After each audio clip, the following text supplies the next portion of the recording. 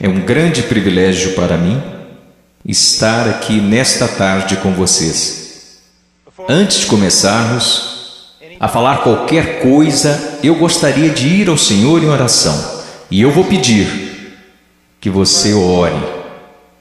Tem tanta coisa acontecendo aqui nesta tarde, tanta coisa que você não entende. Mas eu lhes direi de onde eu estou vindo. Eu pregarei como moribundo, para homens moribundos, e mulheres e jovens. E eu vou pregar como se eu nunca mais fosse pregar novamente. E eu lhes direi coisas que vocês irão entender errado. E eu lhes direi coisas que eles deixarão tão nervosos comigo. E eu lhes direi coisas que vocês negarão. E eu lhes direi coisas e vocês dirão que eu não tenho o direito de lhes dizer o que estou dizendo. Mas antes de você chegar a qualquer conclusão sobre o que está sendo dito aqui nesta tarde, faça a si mesmo uma pergunta. Veja, pregar é uma coisa muito perigosa. É perigoso para mim, pois a Bíblia diz que sobre falsos mestres virá grande condenação. Se o que eu lhes disser hoje não for verdade, eu estou encrencado e por isso tenho que fazê-lo com temor e tremor, porque eu estarei condenado diante de Deus. Mas se o que eu disser para vocês hoje for verdade, então são vocês que têm motivo para temer e tremer. Porque se eu interpretar corretamente esta passagem das Escrituras que eu lhes darei, será como se Deus estivesse falando através de um homem. E seu problema não será comigo, será com Deus e sua palavra. Então a única questão a ser decidida aqui, nesta tarde, é esta: é este homem à nossa frente um falso profeta? Ou será que ele está nos falando a verdade? E se ele estiver nos falando a verdade, então nada mais importa, exceto conformar nossas vidas a esta verdade. Vamos ao Senhor em oração.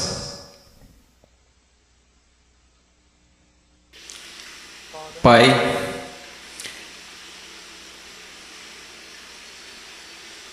Pai, o Senhor tão pequeno, tão desprezível de tantas maneiras. Tu sabes, Senhor, Tu sabes. Ó Senhor amado, será que falso fogo continuará sendo a única coisa depositada em seu altar? Ou poderia fogo descer do céu? No meio de tanto barulho e clamores e programações, poderia fogo descer do céu? Podem esses ossos secos voltar a viver? Tu sabes, Senhor. Em Tua soberania eu oro e imploro ante ao trono de Deus, que sejas gracioso para conosco. Que o Senhor abra corações e mentes. Senhor, não podemos contar com que eles os abram, eles nunca o farão. Abra seus corações e mentes e faça com que eles vejam a verdade bíblica. Sopre sobre eles, conceda arrependimento, conceda fé. Traga-os ao Teu reino, Senhor. Para a Sua glória, pelo Seu grande nome, realize estas coisas. Senhor, como o irmão falava, que seja, Senhor, de tal forma que nenhum homem obtenha crédito, que nenhum homem ponha a mão na arca do Senhor e se pôr que caia morto, Senhor. Ó Deus, faça-se presente entre nós, por favor, pois não temos outra esperança, não temos nenhuma outra esperança. Estas crianças não têm outra esperança, a não ser que o Senhor haja. Amém.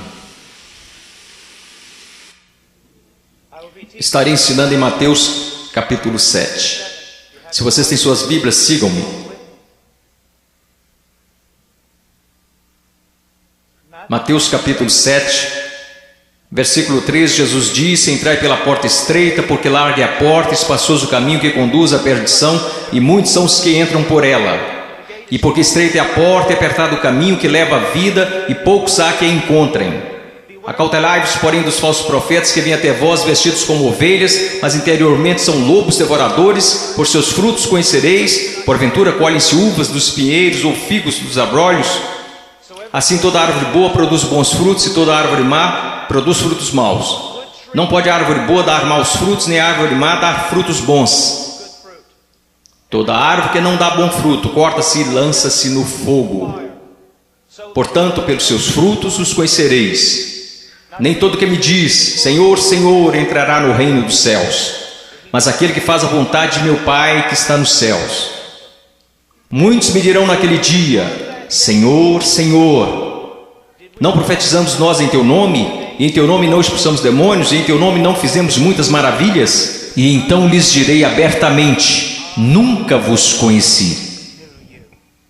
Apartai-vos de mim, vós que praticais a iniquidade.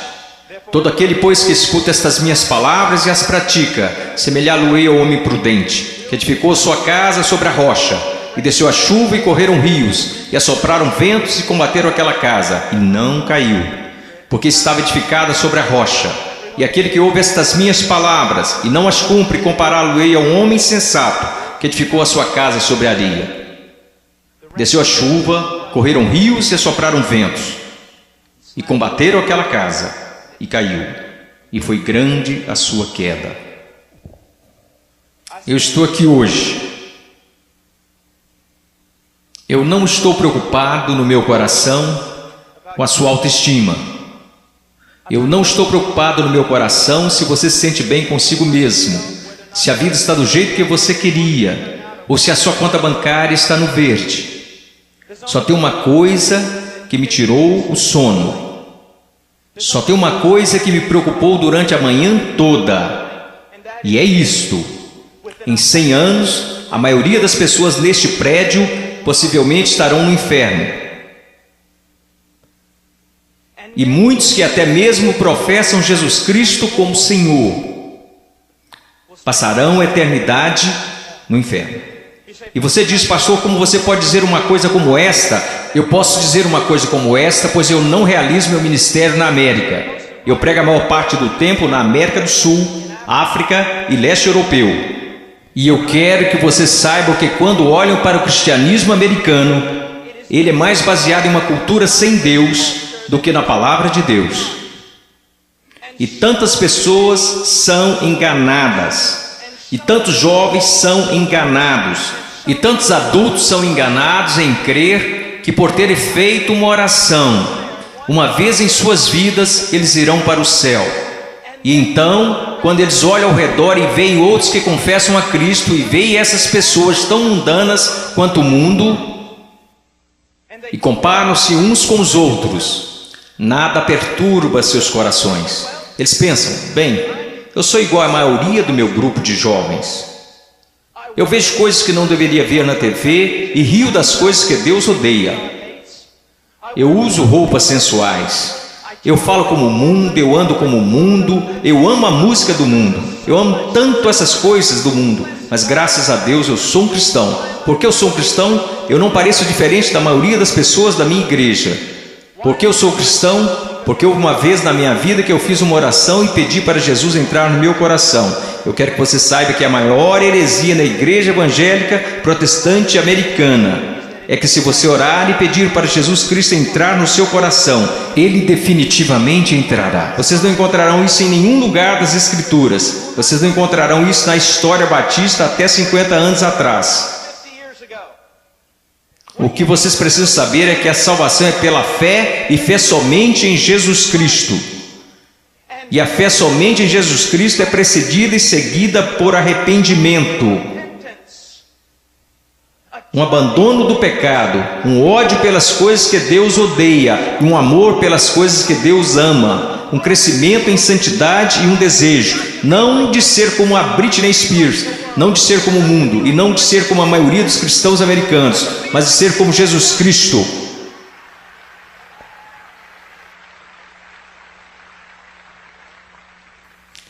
Eu não sei porque vocês estão aplaudindo, eu estou falando de você.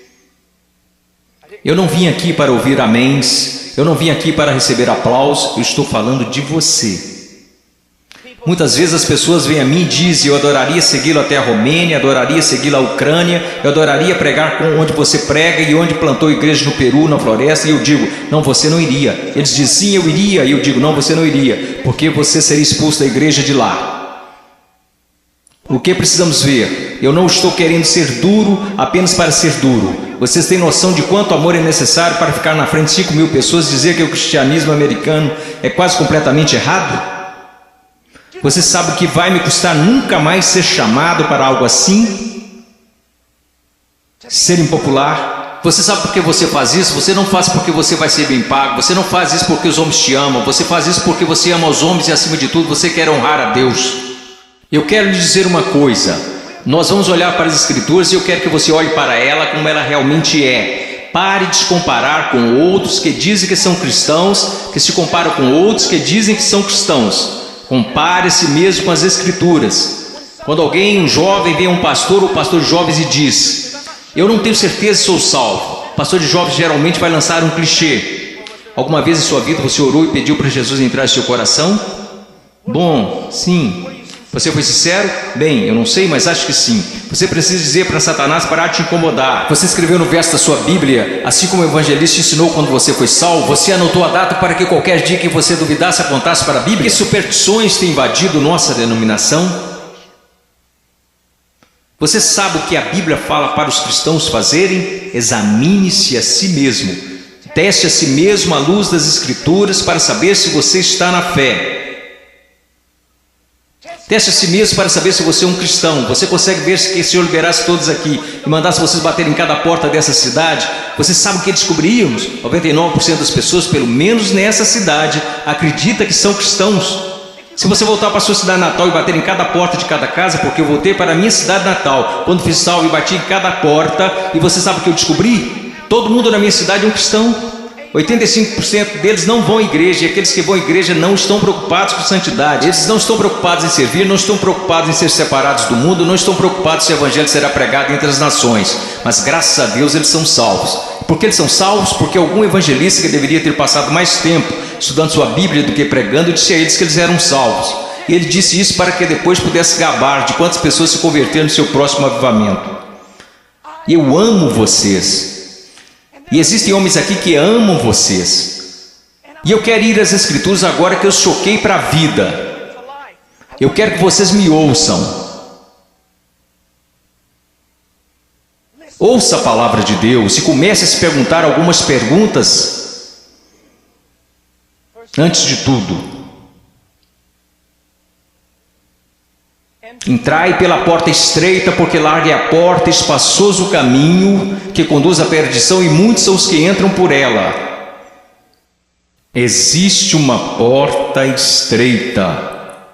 E sabe, historicamente, uma das razões pela qual sou um batista do Sul é porque os batistas do Sul sempre foram rápidos, enquanto outras denominações falharam em perceber isto. Os batistas do Sul sempre foram rápidos em perceber que é só uma porta.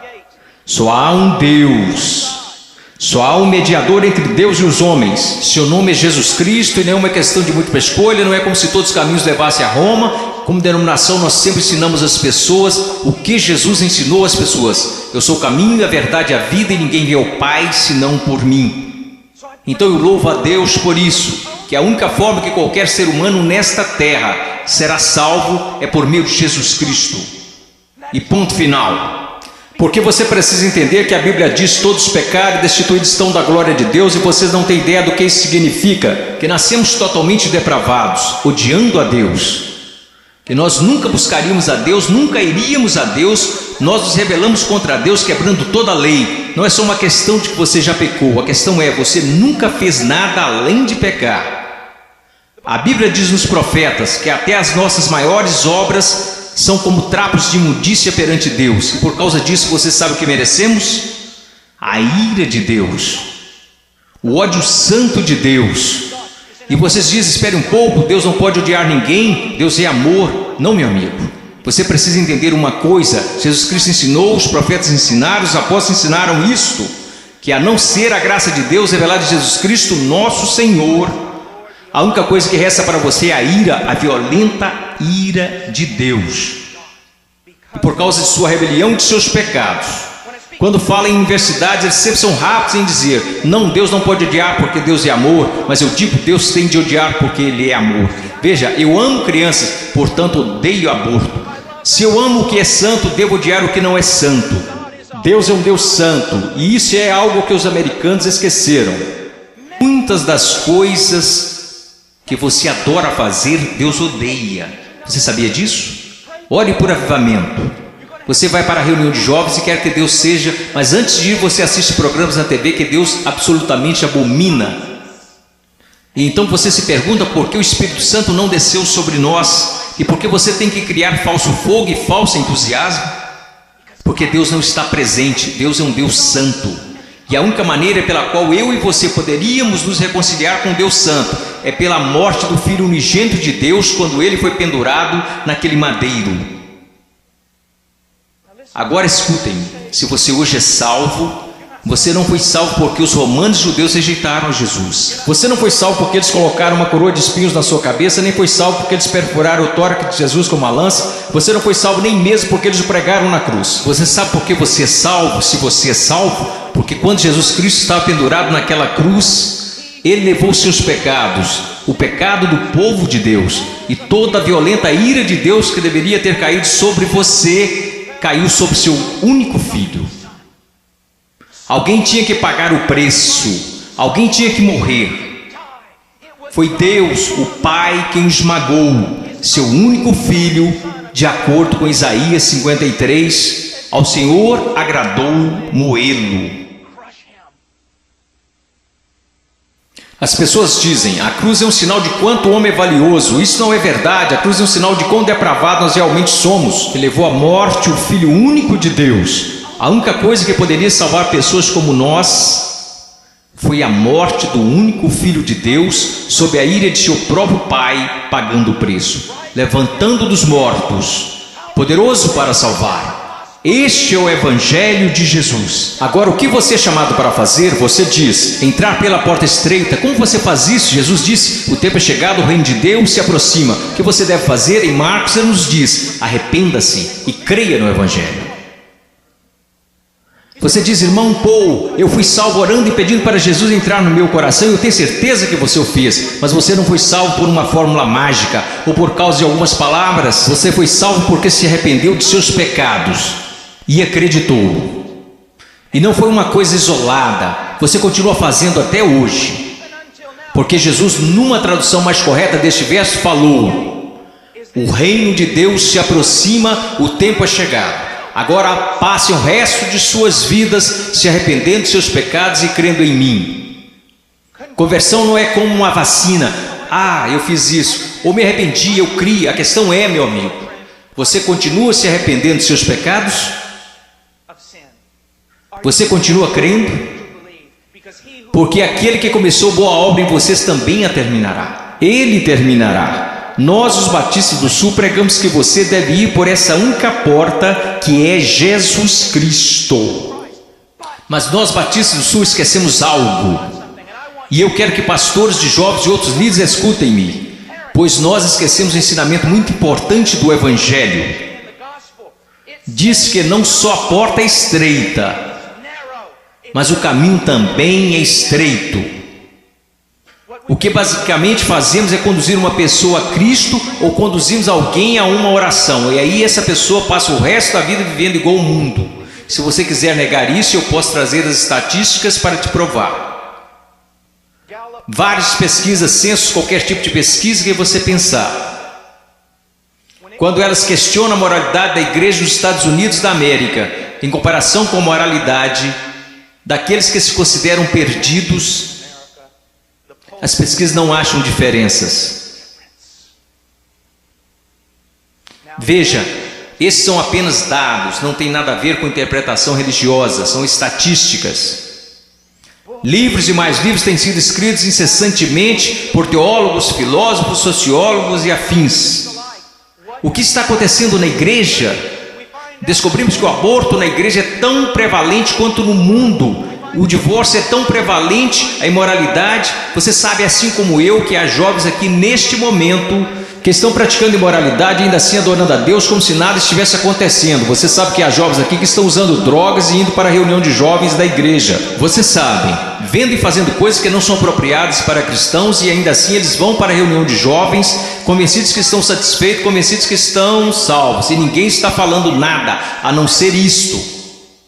Eles são cristãos carnais. Eles são cristãos de verdade, só são carnais. Esta é uma doutrina que começou no seminário batista, que não era um seminário dos batistas do sul, muitas décadas atrás. Essa doutrina não é bíblica e não é histórica. Meu caro amigo, ser cristão carnal não existe. Você diz, espere um pouco, irmão Paulo, 1 Coríntios capítulo 3, não sois porventura carnais? Paulo disse isso? Não, isso foi o que Paulo disse. Você precisa ler o livro todo para saber o que ele queria dizer. Um dos nossos problemas, juventude, escutem-me, a maior parte do nosso cristianismo é baseada em clichês que lemos nas camisetas cristãs.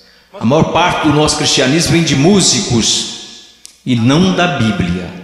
A maior parte das coisas que a gente acredita ser verdade é ditado pela nossa cultura e não pela Bíblia. A Bíblia não ensina que uma pessoa pode ser um cristão genuíno e viver em constante carnalidade, perversidade, pecaminosidade todos os dias de sua vida. Mas a Bíblia ensina que o cristão genuíno recebeu uma nova natureza. O cristão verdadeiro tem um pai que o ama, que o disciplina, cuida dele e que se importa com ele. Meu coração está quebrantado porque você sabe tanto quanto eu, jovens. Não sejamos hipócritas, não vamos esconder a verdade.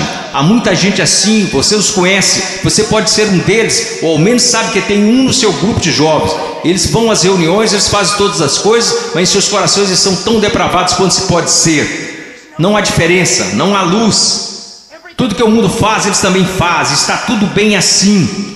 Meu amigo, isso não é cristianismo. Não estão correndo perigo de perder o galardão. Eles estão correndo perigo de ir para o inferno. Eles não conhecem a Deus. O que nós ensinamos? Quando foi a última vez que você ouviu alguém falar que não existe apenas uma porta estreita, mas também um caminho estreito? Jesus indica que um dos principais sinais para saber se você é um cristão de verdade é se você anda no caminho estreito. Você sabe qual é o sinal para saber se você é um cristão na América? Você fez uma oração uma vez? Não é incrível? O que você se pergunta quando duvida da sua salvação? Se você fez uma oração de salvação uma vez, o que as Escrituras ensinam? Examinai-vos e provai a vós mesmos para saber se realmente estáis na fé, porque um cristão será diferente. Estou dizendo que um cristão é sem pecado? Não, porque aprendemos em 1 João que os cristãos pecam. Se dissermos que não conhecemos o pecado, então não conhecemos a Deus, não andamos na luz. Então qual é a diferença? Onde eu quero chegar? Eu estou chegando até aqui. Se você é genuinamente um cristão nascido de novo, um filho de Deus, você andará pelo caminho da justiça, como estilo de vida. E se você se desviar desse caminho de retidão, o Pai virá até você.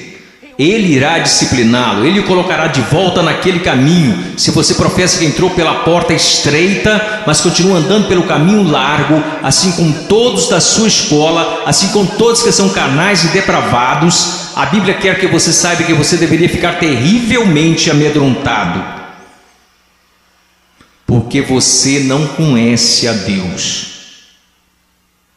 Eu temo homens que passam a maior parte de suas vidas dizendo às outras pessoas que elas são salvas. Eu tenho medo de você se você já fez isso.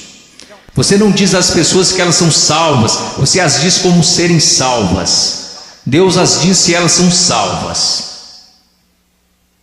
O que nós esquecemos de acreditar é que a salvação é uma obra sobrenatural de Deus. E aqueles que estão sendo genuinamente convertidos e regenerados pelo poder do Espírito Santo serão novas criaturas. A Bíblia diz, pelo que se alguém está em Cristo, nova criatura é. Então nós encontramos aqui nas Escrituras que há uma porta estreita e um caminho estreito. Estamos indo para o versículo 15. Acautelai-vos, porém, dos falsos profetas que vêm até vós vestidos como ovelhas, mas interiormente são lobos devoradores. Por seus frutos os conhecereis. Uma das coisas que você precisa entender é isto, uma coisa que um homem sábio me disse há muito tempo: Paul, seu melhor amigo é aquele que te diz as maiores verdades.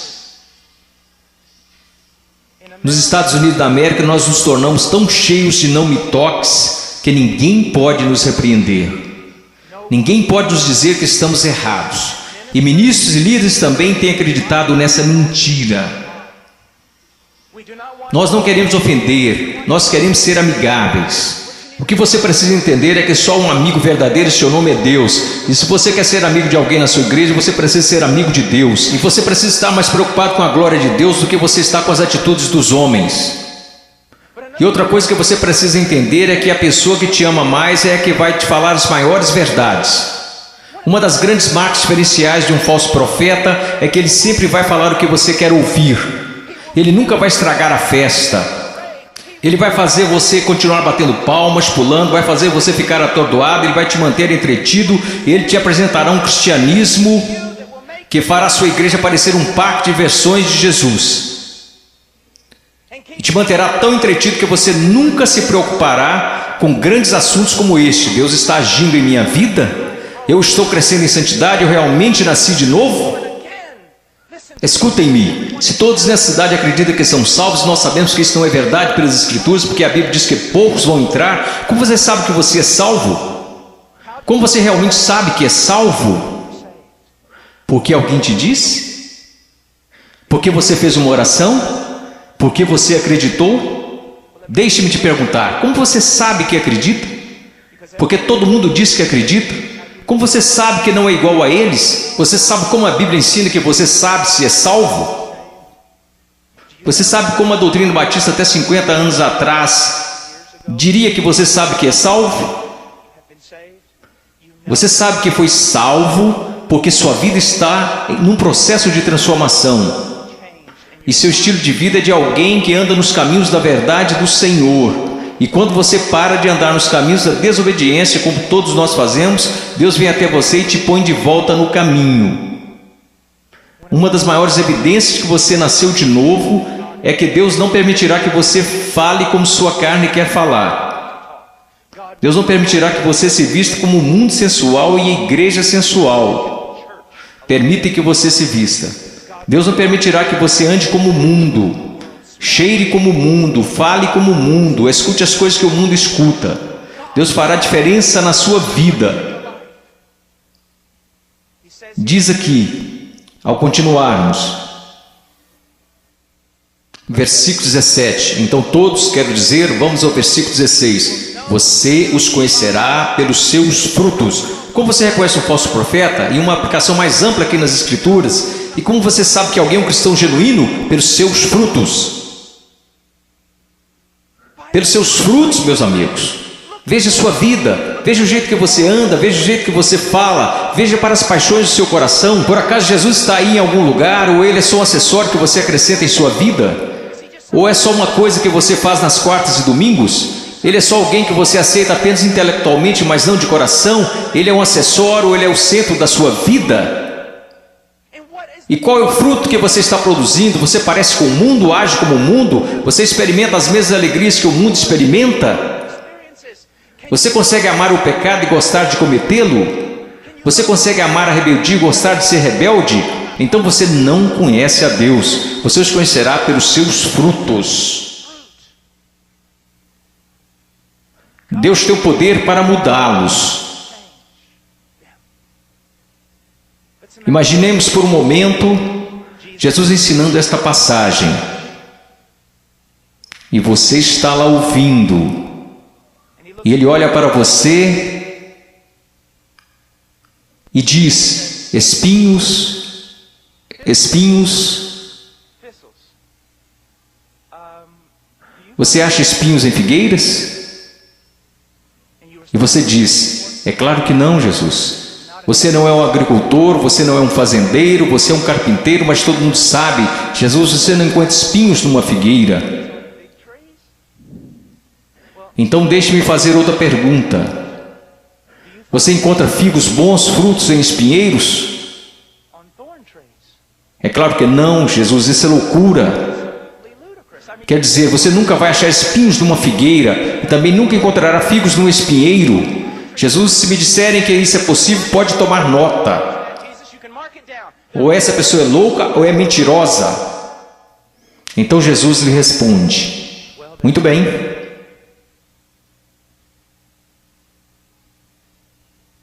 Aqueles que se dizem meus discípulos, mas dão maus frutos, não seria o mesmo que dizer que ou eles estão mentindo, ou que estão loucos em fazer tal afirmação? Deixe-me levar essa ideia mais à frente. Vamos imaginar que eu apareça atrasado e entro correndo aqui na plataforma e todos os outros líderes estão zangados comigo e dizem: irmão Paul, você não considerou que lhe foi dada a oportunidade de falar aqui e você aparece atrasado? E eu digo: irmãos, vocês têm de me perdoar porque eu estava a caminho na rodovia e meu pneu furou. E eu estava trocando o pneu e enquanto isso a porca da roda saiu.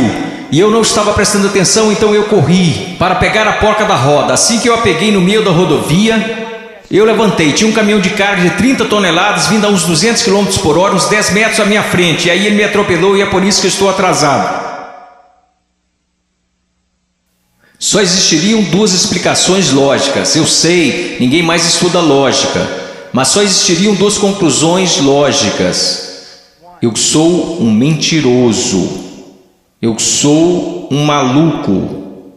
Você diria: irmão Paul, é absolutamente absurdo, é impossível ter um encontro com algo tão grande como um caminhão de carga e não mudar de estado. E minha questão para você é a seguinte: o que é maior, um caminhão de carga ou Deus? Como é que tantas pessoas hoje professam ter tido um encontro com Jesus Cristo e ainda assim não são permanentemente transformados? Deixe-me dar-lhes algumas coisas para pensar. Você sabe que eu estou lhes dizendo a verdade. Quantas vezes você vai e rededica sua vida de novo, e de novo, e de novo? Quantas vezes os grupos de jovens veem a coisas como esta e ficam empolgadíssimos, e voltam para a igreja e dura cerca de uma semana e meia. E mesmo assim dizem: ó, foi um grande mover de Deus. Não foi não. Se não durou é porque não foi um mover de Deus, foi emoção. Foram tantas coisas, mas não foi um grande mover de Deus. Deus trabalhou em sua vida. Deus está trabalhando em sua vida. Você os conhecerá pelos seus frutos. Você os conhecerá pelos seus frutos. Prosseguindo.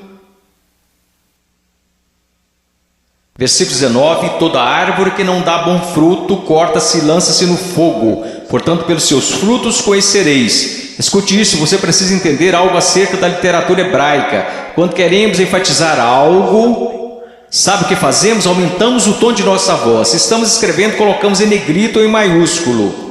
Mas para o judeu era diferente. Quando ele quer enfatizar algo, ele repete e repete. Por isso que encontramos paralelismo hebraico no livro de Provérbios: o ímpio viverá na terra, o ímpio será destruído. Ele está dizendo a mesma coisa, só que de um jeito diferente, para dar mais ênfase. É isso que Jesus está fazendo o tempo todo aqui. Pelos seus frutos conhecereis, pelos seus frutos conhecereis. Vocês os conhecerão pelo caminho que eles andam, pelos seus frutos conhecereis, pelos seus frutos os conhecereis. Ele diz: toda árvore que não dá bom fruto, corta-se e lança-se no fogo. Sobre o que ele está falando, meu caro amigo? Ele está falando sobre o juízo do Deus Todo-Poderoso, que um dia cairá sobre o mundo, que um dia possivelmente poderá cair sobre você. Oh, meu caro amigo, eu não consigo olhar o seu coração. Eu sou tão facilmente enganado pelo meu próprio coração. Mas há um que não é enganado. Há um que não é enganado. Ele não é enganado por uma cultura cristã pós-moderna. Ele sabe. Pelos seus frutos os conhecereis. Então ele continua. E ele diz isto. Versículo 21, nem todo que me diz Senhor, Senhor entrará no reino dos céus, mas aquele que faz a vontade de meu Pai que está nos céus. Você sabe o que a sua profissão de fé em Jesus vale? Absolutamente nada. Sim, você leu esta passagem? Estude-a.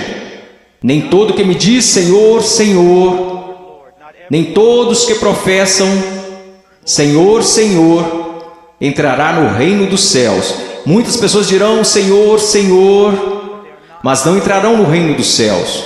Meus filhinhos, você é um deles? Senhor, Senhor. Agora vamos voltar para a literatura hebraica. Ele diz Senhor, Senhor, ele não diz Senhor. Ele diz Senhor, Senhor, o que isso significa? Esse sujeito que está fazendo profissão não é alguém que de repente decidiu.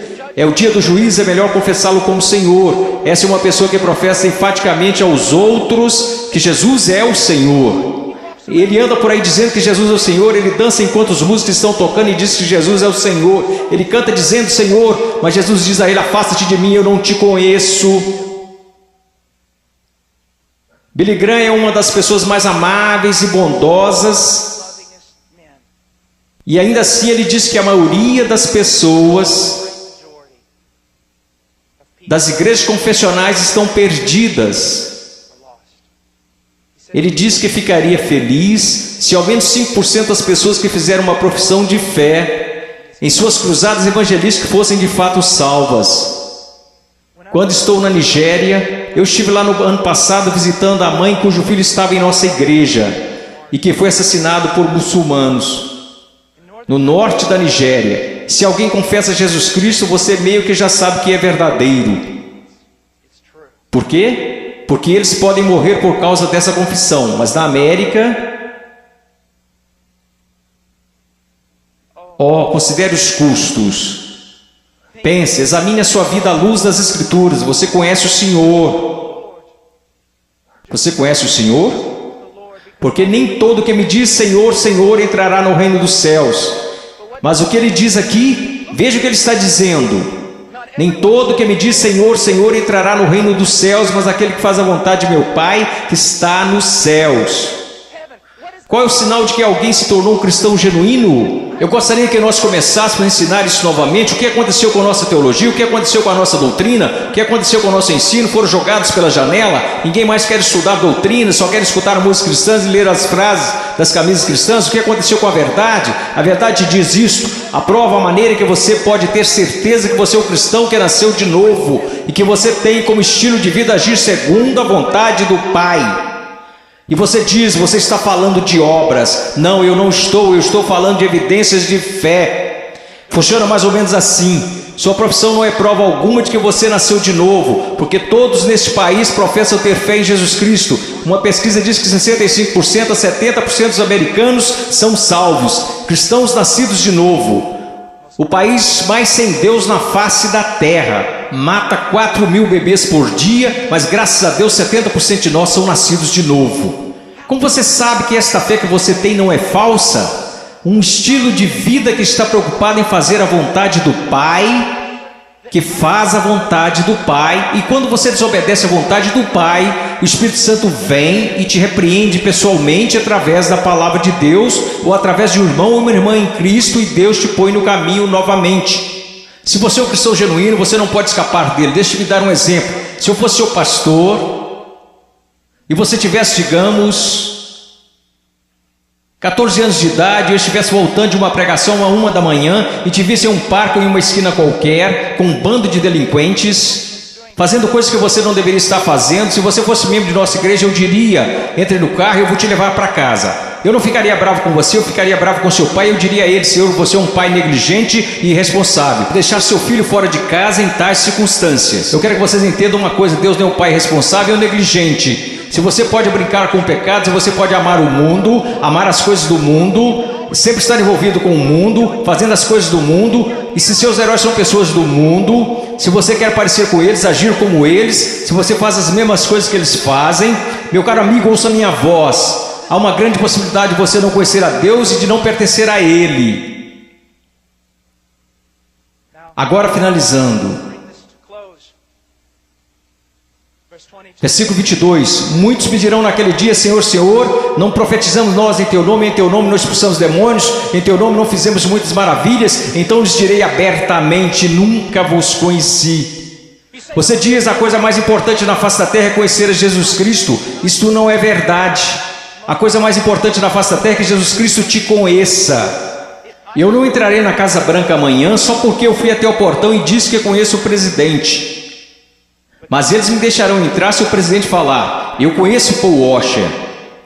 Você pode professar conhecer a Jesus, mas a minha pergunta para você é: você conhece a Jesus? Jesus te conhece? E veja como ele descreve o homem perdido aqui.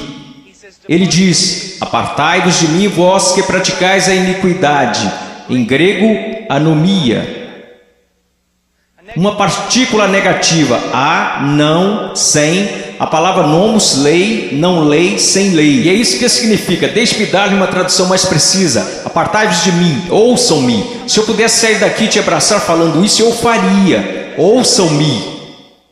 Ele diz: apartai-vos de mim, vocês que dizem ser meus discípulos, que me confessam como Senhor, porém vivem como se eu nunca tivesse lhes dado uma lei para obedecerem. Eu acabo de descrever a grande maioria dos cristãos da América. Se alguém começa a falar de lei, se alguém começa a falar de princípios bíblicos, sobre o que devemos fazer e o que não devemos fazer, como devemos viver e como não devemos viver, todos começam a exclamar: legalista, legalista. Mas Jesus disse: apartai-vos de mim, vocês que viveram, me chamaram de Senhor, contudo viveram como se eu nunca tivesse lhes dado uma lei para seguirem. Na cristandade americana disse: passe pela porta, louve a Deus, viva como o resto do mundo, tudo bem, você só é um cristão carnal e talvez volte um dia. Você sabe o que acontece por causa do nosso péssimo evangelismo? Nós temos milhões de crianças salvas na ZBF, e quando fazem 15 anos eles entram no mundo, e a maioria deles vive como demônios. E quando estão por volta de 30 anos, eles voltam e rededicam suas vidas. Talvez eles tenham acabado de ser salvos. Porque, amigos, é mais do que você contar a alguém que você é salvo. Porque sabe que Jesus é Senhor. Satanás sabe que Jesus é Senhor. Sua vida está em processo de mudança? Então ele começa a falar sobre duas pessoas, duas fundações. Você sabe que essa passagem na interpretação contemporânea é importante estudar teologia, é importante estudar história. A interpretação atual desta passagem sobre a rocha e a areia é basicamente assim: se você é cristão, você precisa construir sua vida sobre a rocha, porque se você construir sua vida sobre a areia, você será um cristão infeliz, sua vida não dará certo. Isto não é o que Jesus está ensinando, e a história me apoia nisto. Quase nunca foi interpretada desta forma. Você sabe qual é a interpretação? É assim: existem dois caminhos. Há o caminho estreito e o caminho largo. Em qual você está? Há dois tipos de árvores. Tem a árvore que dá bons frutos e que vai para o céu. Tem a árvore má e você sabe que é má porque dá maus frutos e vai para o inferno. Será cortada e lançada para o inferno. Aqueles que professam Jesus como Senhor e fazem a vontade do Pai que está no céu, e aqueles que professam Jesus como Senhor e que não fazem a vontade do Pai que está no céu, e eles irão para o inferno, não por falta das obras, mas por causa de uma falta de fé demonstrada pelo fato de que eles não tinham obras. E ele continua: não são dois cristãos construindo suas casas em duas fundações diferentes. Esses novamente são um homem salvo e um homem perdido. O homem perdido ouve a palavra de Deus ser pregada, mas não prepara a fundação. Você não consegue ver na vida dele como a palavra de Deus está formando e construindo e sustentando sua vida.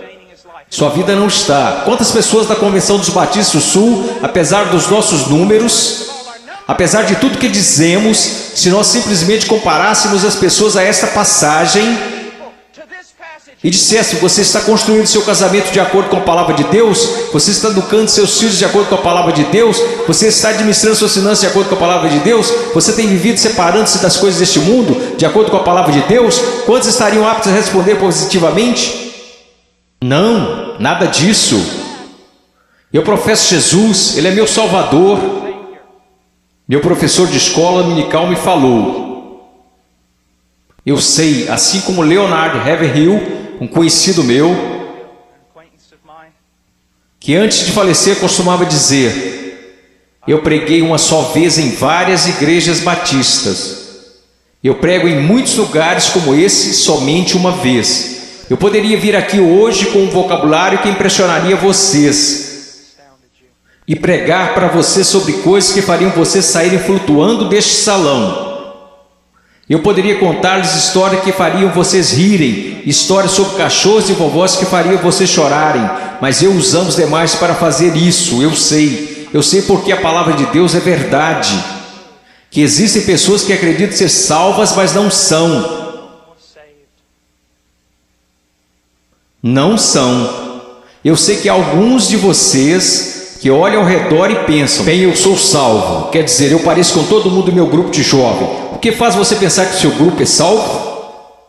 Bem, eu sou como meus pais, ou eu sou como os adultos da minha igreja, ou os diáconos ou pastores, de quem isso importa? Você não será julgado por eles no dia da vinda de Cristo. Minha pergunta para você, querido, minha pergunta para você, meu filhinho, quero dizer, vocês poderiam ser meus filhos. E eu oro para que um dia, quando meu filho crescer, que haja um pregador que fique diante dele e diga: basta, vamos nos focar. O que a palavra de Deus diz?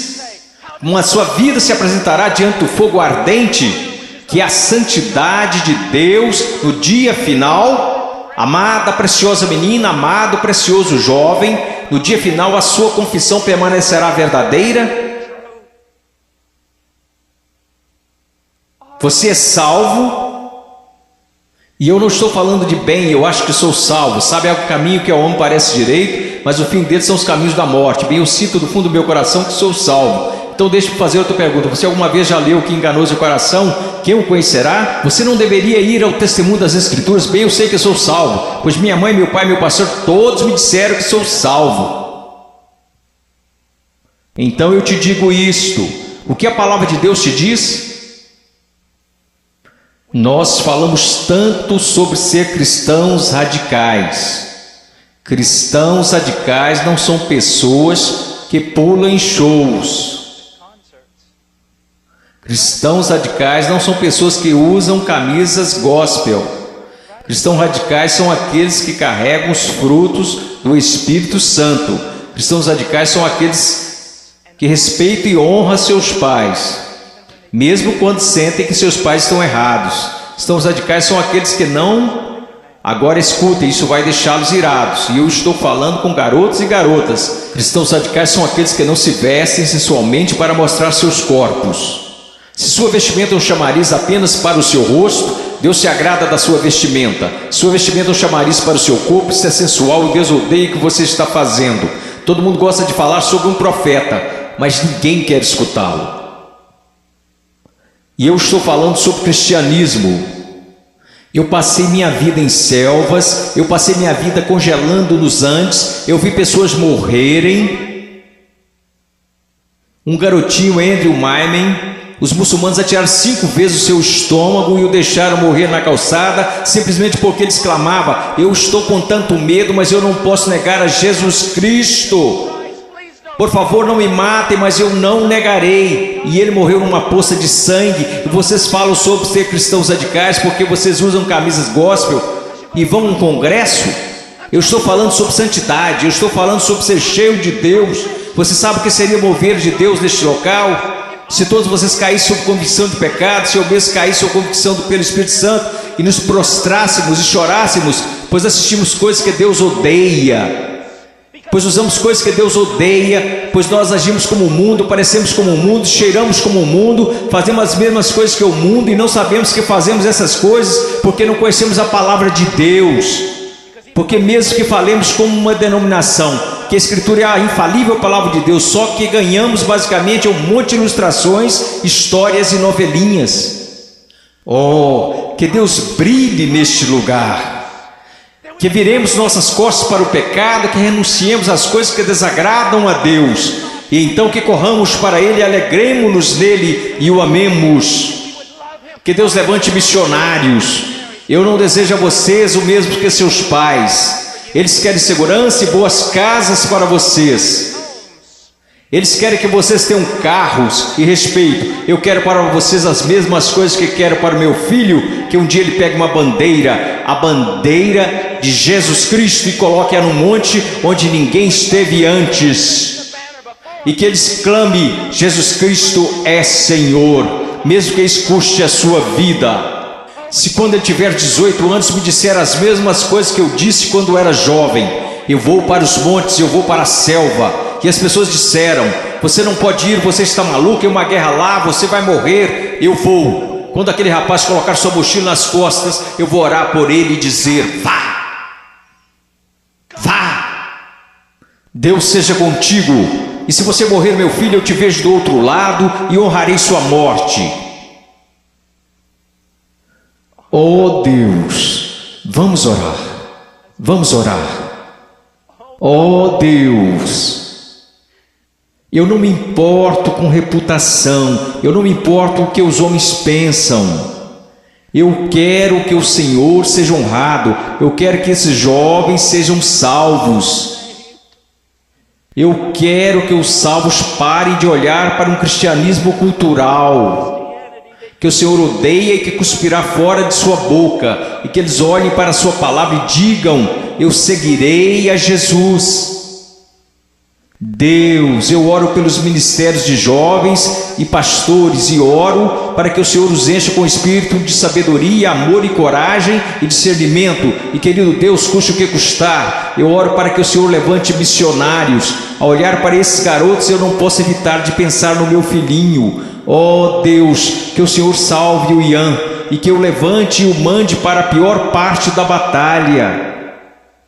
Oh, querido Deus, levante missionários aqui, levante missionários, levante pregadores e pastores e embaixadores e evangelistas, que conheçam a palavra de Deus. Oh Deus, trabalhe neste lugar, por favor, trabalhe neste lugar, amado Deus, por favor, por favor, por favor, por favor. Agora, com todas as cabeças baixas, alguém aqui hoje à noite que gostaria de dizer: irmão Paul, eu tenho vivido uma mentira. Eu digo que sou cristão, mas eu amo o mundo, eu pareço com o mundo, e cheiro como o mundo, e eu me odeio por conta disso. Irmão Paul, eu estou tão cansado desse cristianismo que tenho vivido, eu estou cansado disto. Eu estou cansado disto. Eu quero ser salvo. Eu quero ser salvo. Eu só quero que levantem. Irmão Paul, eu quero ser salvo. Amém. Alguém mais? Eu quero ser salvo. Amém. Amém. Em momentos teremos um apelo, e vocês que levantaram, eu vou descer aqui e quero que vocês se encontrem comigo. Eu quero falar com vocês agora. Vocês podem se sentar. Obrigado. Agora quero conversar com vocês que professam ser cristãos.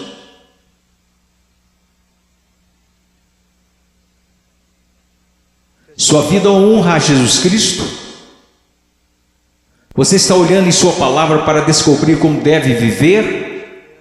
Eu oro de todo o coração. A única coisa que irá salvar a igreja na América, só há duas possibilidades. Uma é uma reforma total em nossas pregações e nosso estudo da palavra de Deus, e a outra é uma perseguição feroz e horripilante. Essa é a única coisa que irá salvar a igreja na América. Eu oro para que vocês retornem à palavra. Eu oro. Ouçam-me, jovens, vocês precisam dizer: ok, como eu devo proceder perante meus pais? Vá à palavra, descubra, obedeça. Como devo me vestir? Vá à palavra, descubra, obedeça. Como devo falar? O que devo escutar? Ponha cada pensamento, palavra e ato em sujeição a Jesus Cristo.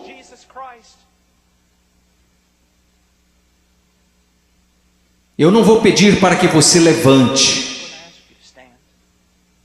porque eu estou tão cansado de pessoas virem à frente e assumirem o compromisso, e esse compromisso durar apenas 2 minutos. Eu não estou aqui para poder escrever na minha revista que zilhões de vocês vieram à frente. Eu quero que você vá para casa e viva para Jesus Cristo com todo o seu coração. Mas se você precisa de aconselhamento, você dirá: irmão Paul, eu quero viver para Jesus Cristo, mas eu não sei como. Em minutos nós iremos fazer um convite e eu quero que você venha à frente, não para assumir um compromisso. Se quiser assumir algum compromisso, faça isso daí de onde está sentado. Se precisa contar a alguém, vá contar ao seu pastor, vá contar ao seu pastor de jovens, e quer saber, nós saberemos se esse compromisso irá durar. Quer saber como? Porque irá durar. Nós saberemos se foi de Deus. Deixe-me contar-lhes uma coisa: se você tomou a decisão de seguir a Jesus Cristo, se você tomou a decisão para ser salvo nesses 2 últimos dias, eu quero dizer algo: se você foi genuíno, durará. Se daqui a algumas semanas você voltar direto ao mundo, viver como o mundo, agir como o mundo, quero que você saiba de uma coisa: você não entendeu nada aqui neste final de semana, você foi emotivo, apenas isto. Se você realmente ganhou algo do Senhor, eu quero que você saiba, isso durará. E ainda que você tente correr disto, você não vai conseguir. Você não vai conseguir. Oh, eu amo tanto a vocês, eu amo tanto a vocês. Eu peço que todos levantemos. Se você precisa de aconselhamento acerca de uma decisão que fez, mas que não está clara, eu quero que você venha à frente e eu vou descer aqui. Vocês que levantaram, houve muitos de vocês aí que disseram: eu preciso conhecer a Jesus Cristo. Eu quero que você venha até aqui agora mesmo, eu quero te conhecer. Eu quero voltar aqui com você e os outros conselheiros, quero conversar com você, e eu quero te dizer uma coisa, não em 5 minutos, não em 10 minutos. Se você precisar conversar a noite toda, nós ficaremos. Essa é a atitude de cada conselheiro neste lugar. Nós ficaremos a noite inteira se necessário, a noite toda. Deus te ama, Deus te ama. Deixe-me orar por você. Querido Deus, por favor, Senhor, ouve aqui. Senhor, tanta movimentação. Ontem à noite, Senhor, eu não sei o quanto de tudo isso foi real, e eu sei que vi pessoas chorando na noite passada. Eu vi pessoas tentando assumir compromissos, e eu acredito que uma parte do que aconteceu aqui a noite passada foi por sua causa. Hoje de manhã eu vi um jovem pregar, Pai, dar seu testemunho, e eu vi um trabalho genuíno do Espírito Santo. Eu não sei quantas dessas decisões foram verdadeiras, mas aconteceram algumas coisas reais aqui. Agora eu oro, Pai. Eu não sei o quanto será real, somente o tempo e a eternidade nos mostrarão. Mas, ó Deus querido, por favor, trabalhe em nome de Jesus. Amém.